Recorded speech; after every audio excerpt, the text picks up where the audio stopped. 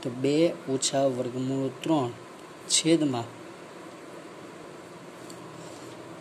a વત્તા b અને a ઓછા b નો ગુણાકાર a વર્ગ ઓછા b વર્ગ એટલે કે 2 નો વર્ગ ઓછા વર્ગમૂળ 3 નો વર્ગ એટલે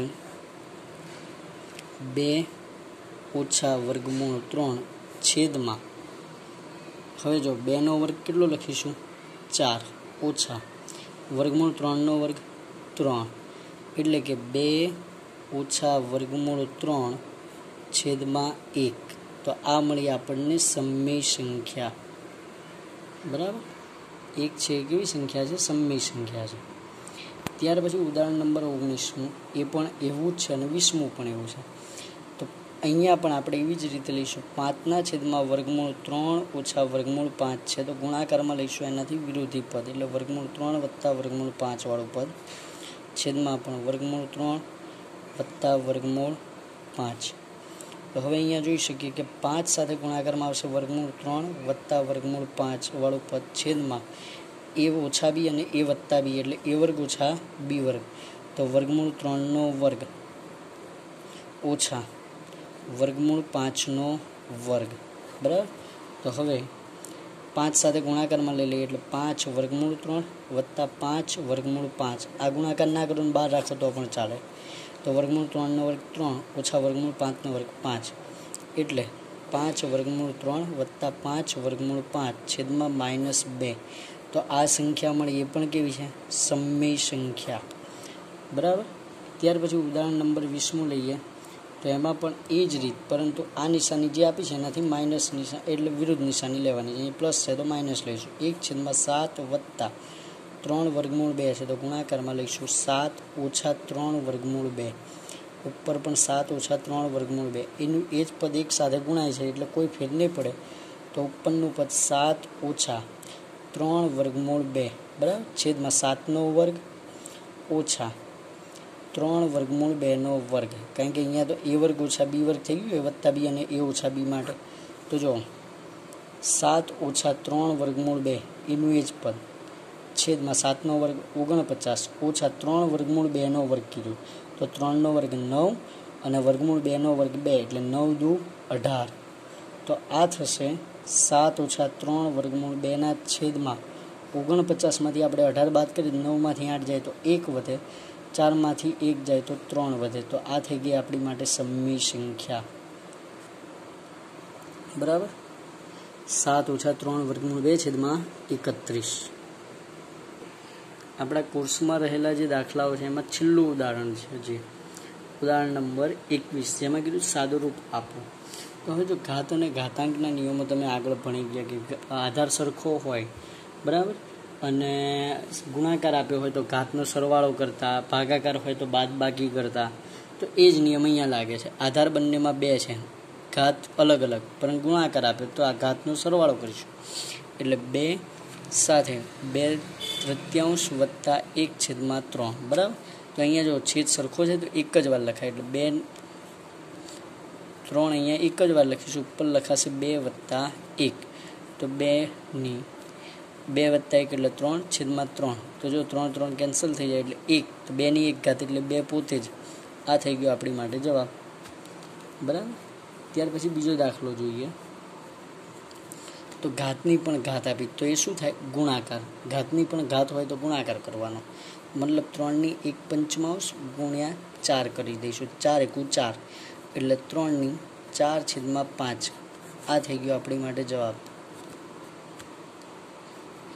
ત્યાર પછી ત્રીજો દાખલો તો અહીંયા આપણે જોઈ શકીએ છીએ કે આધાર સરખો છે અને ભાગાકાર છે તો ઘાતની બાદબાકી કરીશું મતલબ 7 માટે 1/5 ઓછા 1/3 બરાબર તો અહીંયા આગળ ડાયરેક્ટ ભાગાકાર બાદબાકી નહીં થાય લસા લેવો પડે તો 7 માટે હવે લસા લઈએ તો 3 × 3 ઓછા 5 × 5 છેદમાં 5 × 15 એટલે 7 ની 3 માંથી 5 જાય એટલે -2/15 ઘાત આ થઈ ગયો આપણી માટે જવાબ।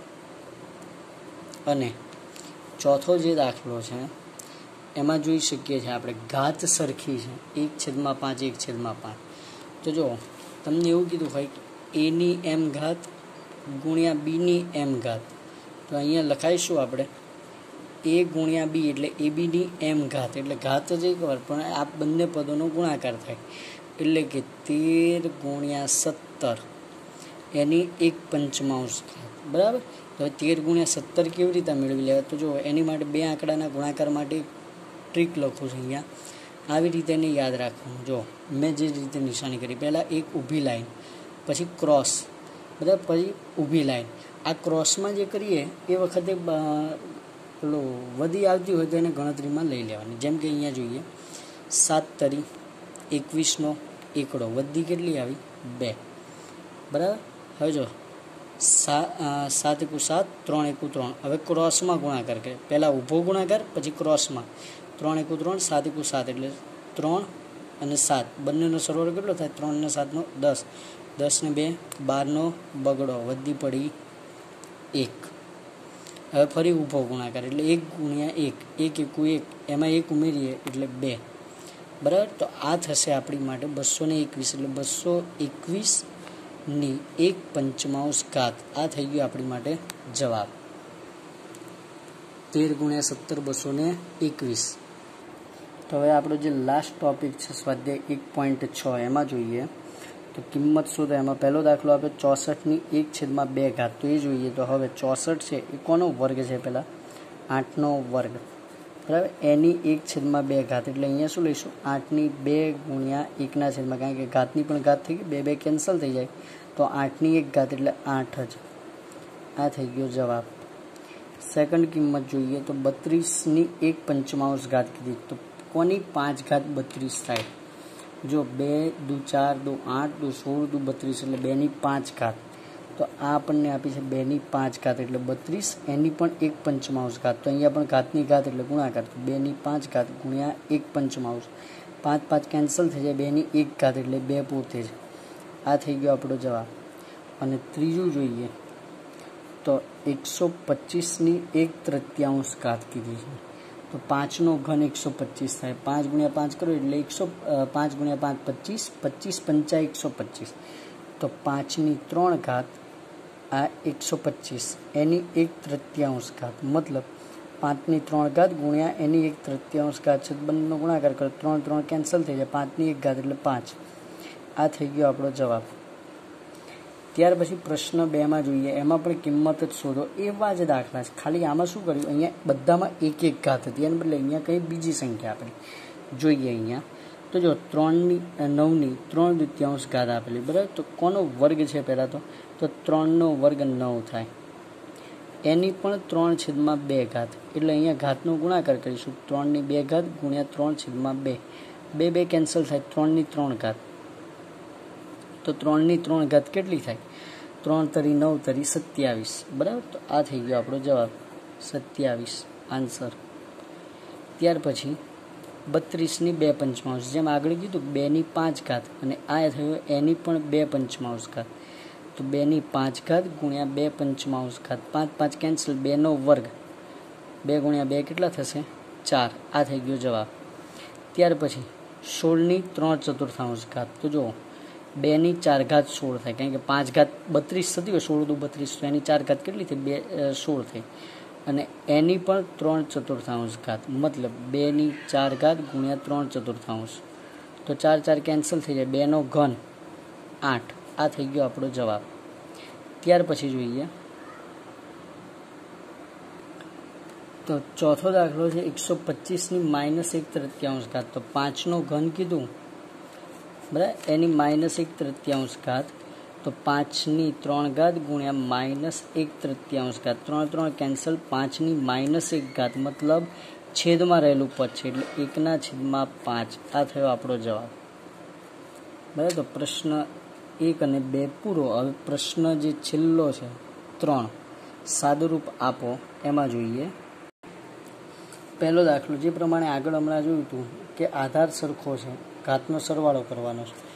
તો 2ની 1/3 ઘાત વત્તા 1/5 ઘાત. હવે અહીંયા પણ લસા લેવો પડે, તો 2ની 5 × 5 વત્તા 3 × 3 છેદમાં 5 તરી 15. તો 2ની 5 ને 3 8 છેદમાં 15. આ થઈ ગયો આપણો જવાબ.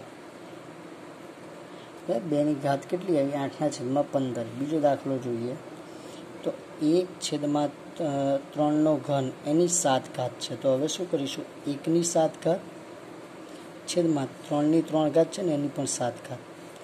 મતલબ અહીંયા ઘાતની ઘાત છે એટલે ગુણાકાર કરવાનો. તો 1 ની 7 ઘાત 1 છેદમાં 3 ની 3 ગુણ્યા 7, 7 તરી 21 એટલે 1/3 ની 21 ઘાત. બરાબર, આ થઈ ગયો આપણો જવાબ. અને આને બીજી રીતે આવી રીતે પણ લખી શકો છો કે 3 ની -21 ઘાત. આ પણ લખાય અને આ પણ લખાય, 1/છેદમાં પણ લખાય. બરાબર, છેદને ઉપર લઈ જાવ એટલે ઘાત ઋણ થઈ જાય, ધન હોય તો. ત્રીજો દાખલો, આધાર સરખો, ઘાતની બાદબાકી છે. બરાબર, તો હવે જોઈએ એમાં. હવે રકમ એવી છે 11/2 ની 1/2 ઘાત છે, એના છેદમાં 11 ની 1/4 ઘાત છે. બરાબર, તો 11 આધાર સરખો છે, ખાલી ઘાતની બાદબાકી કરીશું. તો 11 ની 1/2 ઓછા 1/4 ઘાત. તો હવે અહીંયા આગળ પણ લસા લેવો પડશે. બરાબર, તો 4 × 4 2 × 2 અને અહીંયા 4 × 2 8 મૂકી શકીએ. તો 11 ની 4 ઓછા 2 છેદમાં 4 × 2 8 મૂકીએ ઘાત. તો 11 ની 4 માંથી 2 જાય એટલે 2/8 એટલે 2 ચોક 8 એટલે 1/4. બરાબર, તો આપણો જવાબ શું હોય? 11 ની 1/4 ઘાત. આ થઈ ગયો જવાબ. અને છેલ્લો દાખલો, તો એમાં જોઈએ તો અહીંયા ઘાત સરખી છે એટલે ફરી પેલું જેમ આગળ કર્યું એવી રીતે 7 × 8 એની 1/2 ઘાત. 56 ની 1/2 ઘાત. આ થઈ ગયો જવાબ. બરાબર, તો ચેપ્ટર 1 અહીંયા પૂર્ણ થાય છે.